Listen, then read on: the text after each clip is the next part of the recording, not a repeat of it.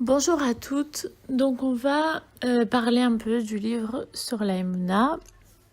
C'est le livre de Rav Arush. Moi j'adore la Emouna parce que c'est un sujet qui me tient vraiment à cœur.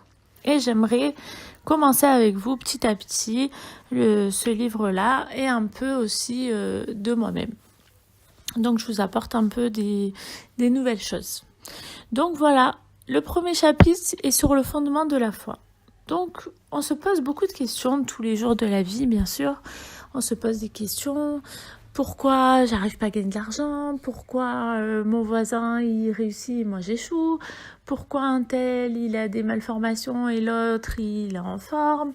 Et pourquoi ci, pourquoi ça? Et bien sûr, chacun est mécontent de son sort. Chacun se pose des questions. Si on n'a pas la Emouna, bien sûr, on se pose toujours ces questions du pourquoi, du comment, pourquoi. De toutes les façons, un homme, il a été créé déjà insatisfait. Et il a besoin de dire, ouais, mais les autres, ils ont mieux, les autres, ils ont mieux. Mais toi, tu t'es pas regardé. Regarde-toi. Regarde-toi tout ce que tu as. Regarde, parce que il faut savoir qu'il y a toujours pire et il y a toujours mieux. Donc, lorsque tu te regardes toi-même, tu réalises qu'en fin de compte, c'est sûr qu'il y a quelqu'un derrière qui t'envie.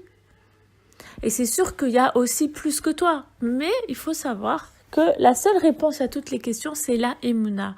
Je mets tout entre les mains d'Hachem et je dis, Hachem, merci pour ce que tu m'as donné, parce que je sais que tout ce que tu m'as donné, c'est mon sort, c'est ce qui est le mieux pour moi. Que si moi, j'étais dans la peau de la personne que j'envie, peut-être qu'aussi je dirais, ouais, mais pourquoi moi j'ai pas ça? En fait, l'homme, il est insatisfait. Mais pour qu'il soit satisfait, il doit travailler en lui l'amida de la Emouna, de la foi. C'est une base fondamentale dans la vie.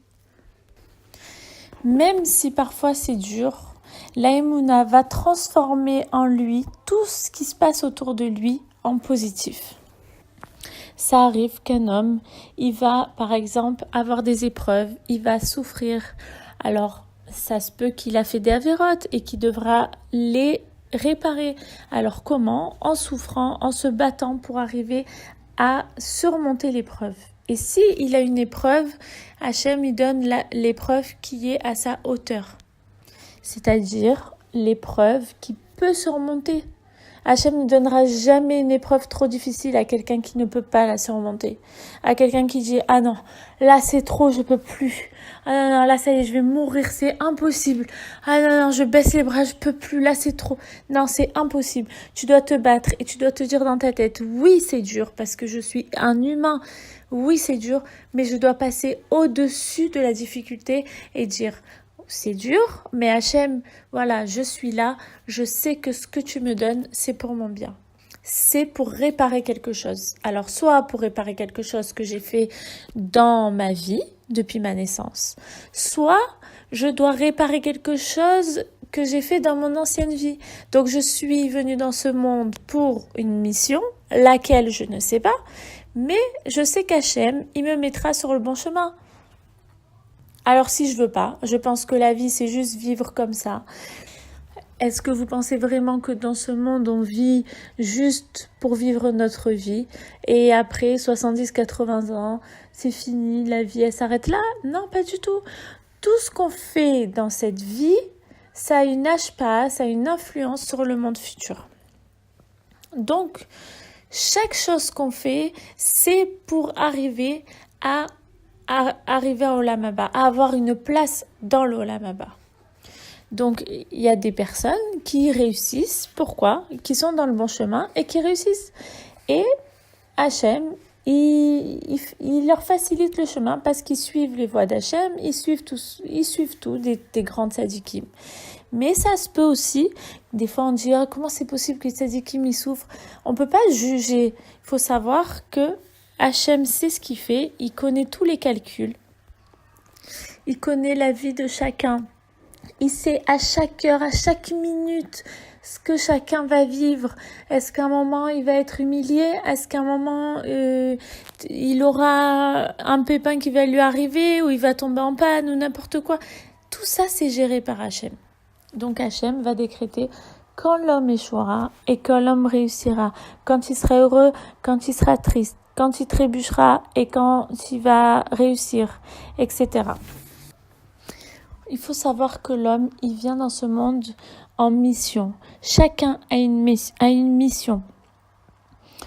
Donc, par exemple, ça arrive que la mort d'un homme, même si on pense que c'est un hasard, que si on avait fait autrement, elle aurait pu être sauvée, un accident ou n'importe quoi, c'est le décret d'Hachem. Et Hachem, il a fixé le temps, à quel moment, et c'est la fin de ses jours.